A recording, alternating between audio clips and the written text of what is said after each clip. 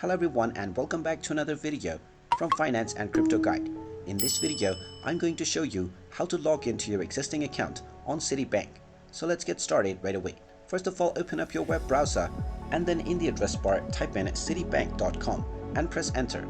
You will then be taken into the official Citibank website. Now from the homepage, you can directly use the login portal to sign into your account. Just type in your user ID that you created while signing up to your account, and then within the password box, type in your account password. After entering both of these credentials, make sure that you don't check the Remember User ID box if you're signing in to a public device. After clicking on the sign in button, you will be logged into your Citibank account right away. But in case you forgot your user ID or your password, you can click on the Forgot User ID and the Password button to reset them. And there you have it. That is how easy it is to log into your existing account on Citibank.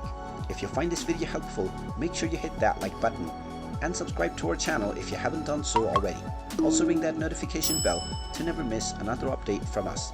Thank you for watching and I will see you again in the next video.